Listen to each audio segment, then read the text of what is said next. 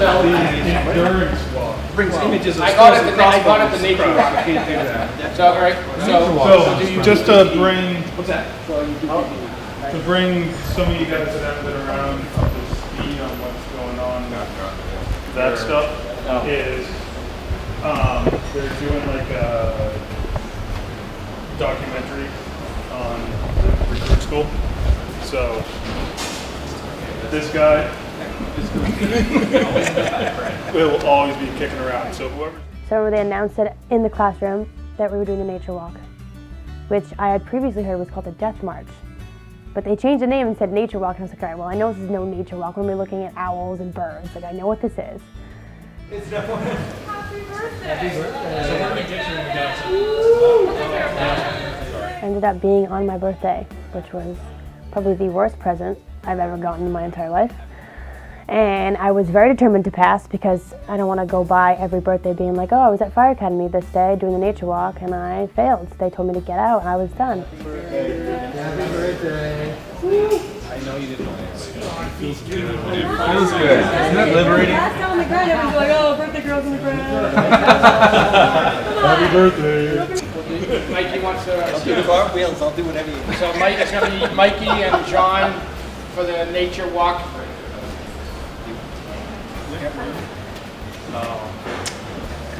So to the next group for the endurance walk, set up your gear right behind the hose tank.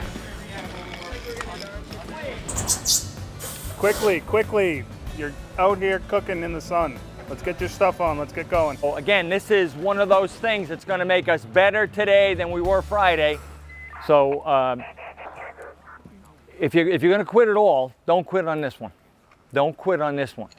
And again, we know it's hot out here. We're not going to be running out there. It's going to be a nice, easy pace, but it's going to be continuous. Okay, go ahead and clip in. All right, people. And what we'll do is we'll try to take the lead and have him go or her go to the rear and have somebody step up. All right, people, get in a comfortable position. Come on now, get in some kind of order. Nice, easy pace.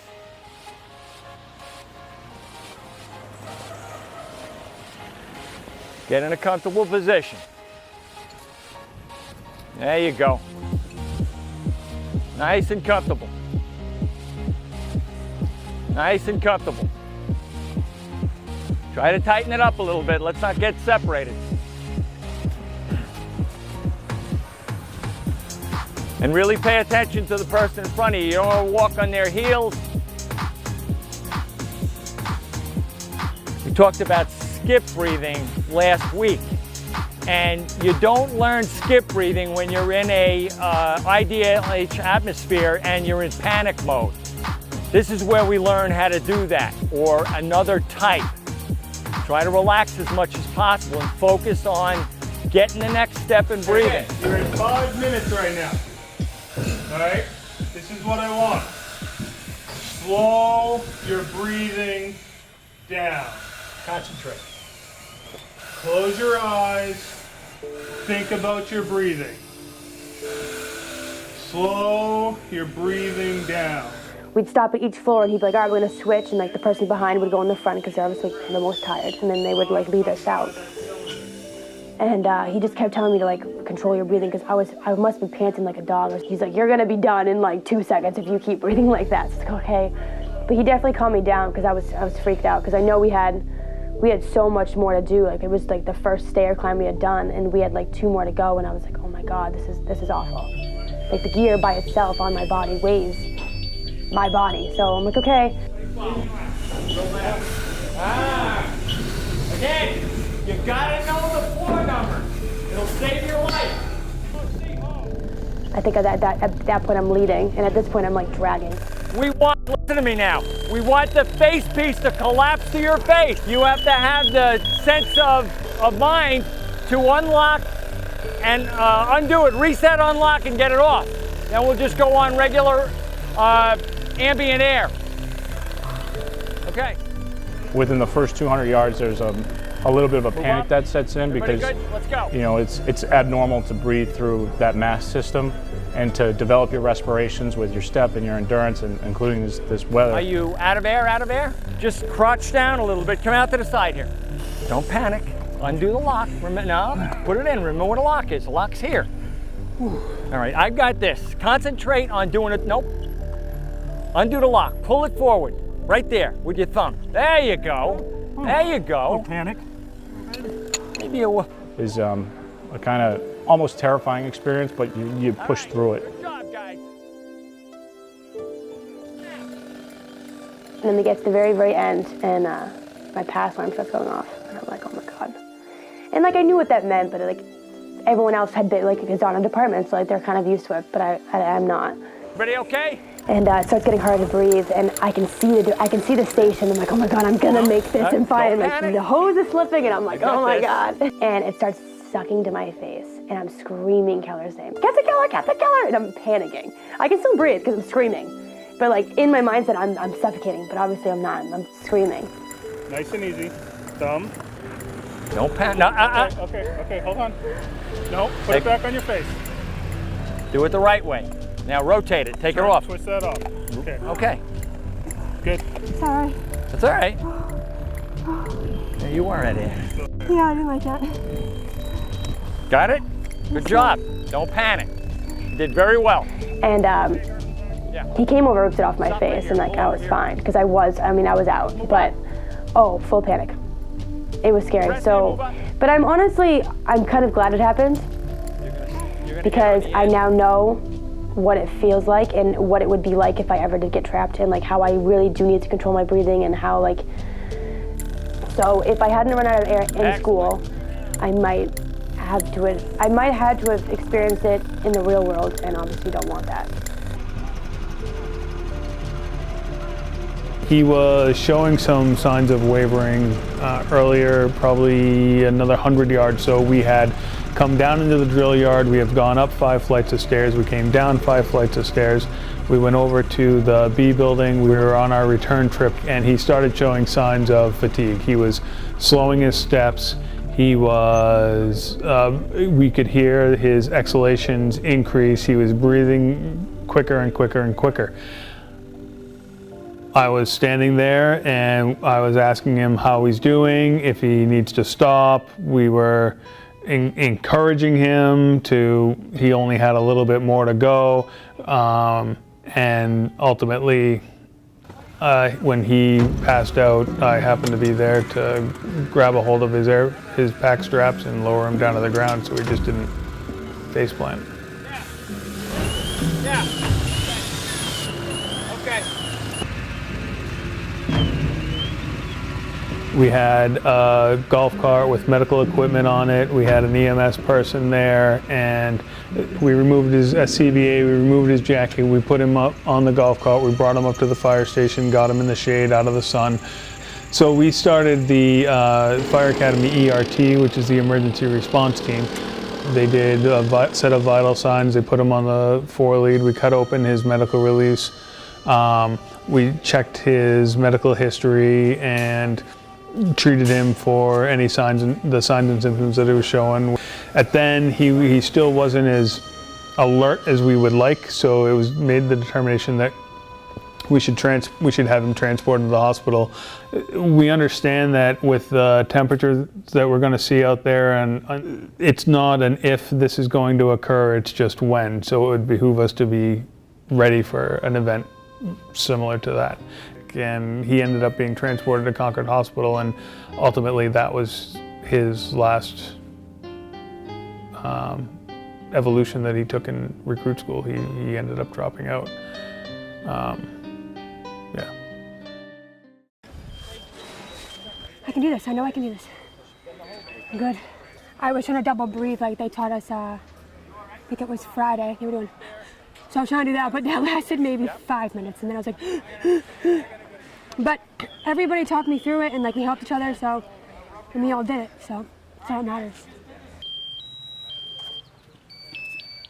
The heat's unbearable. People would say, the heat compared to Iraq is a dry heat, but I mean, 100% humidity with 80, 90 degrees is I'll take the dry heat over this any day of the week. So it's tough. Any way you look at it with all that gear. And what I would ask you to do Yes, sir. is when you can, you do the same thing for one of the students. When they're having a problem, you help them out. Give them encouraging words, you know, help them out with tying a knot, whatever the case is, all right? You got it, Captain. Then you paid me back.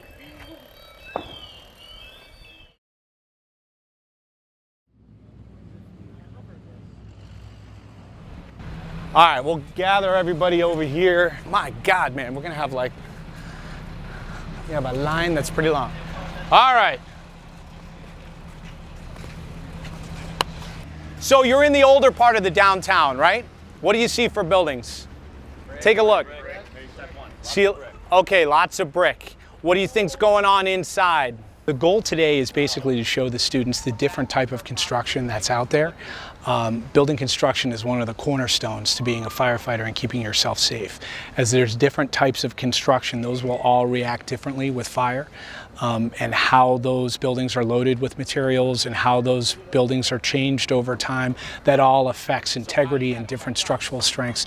So it's one of those cornerstone things that especially new firefighters really need to have an idea of what they're going to be dealing with, the different challenges. And you see him in the windowsill? So good question, guys, is he's noticing the granite that's in different places. One of the things Guy Newberry taught me when I first got here is that your windowsills with granite below them tend to be your much older one.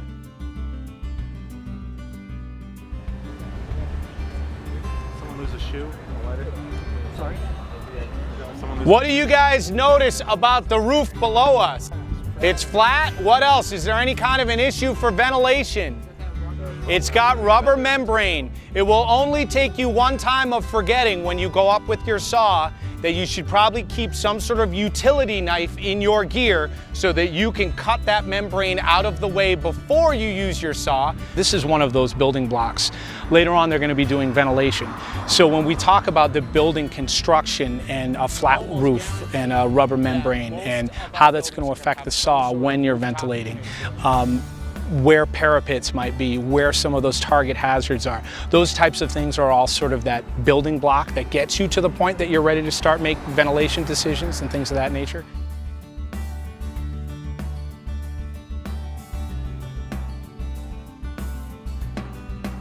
I think he's hungry.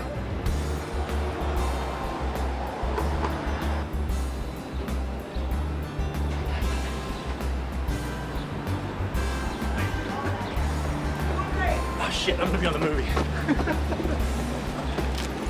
So remember I talked about reading the building when you're dealing with fire, right?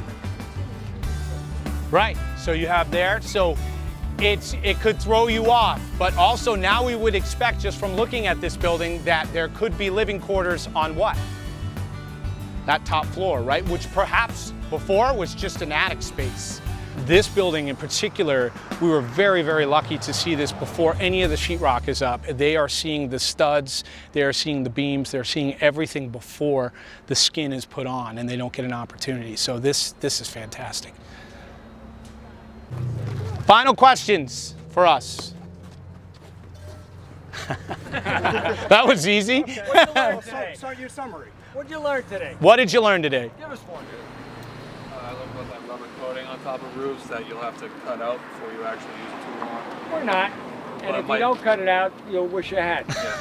A disc saw, you might get by with a disc saw, but a chainsaw ain't gonna work. You gotta cut it out. And ideally, it's best done with both types of saws. So like how you can tell if there's a sprinkler going with the light bulbs right above the buildings. There's a flow alarm, depending on what the department wants, but there's always a warning sign, and there might be lights as well. Especially on the annunciator panel. Anything else? Awesome. All right, great, good. We're gonna continue back. Guys, anything else? Oh, one there. Still in it? Yes. Guess what? 2 years ago, we were the first team to beat Timber Lane for the state championship. Do what you know. Awesome. Go for it. Awesome. What's up? I promise you this will probably be the only time during your time at the academy that you will be eating ice cream. So if you want it, take the opportunity. They also have freshly brewed iced coffee. That sounds good.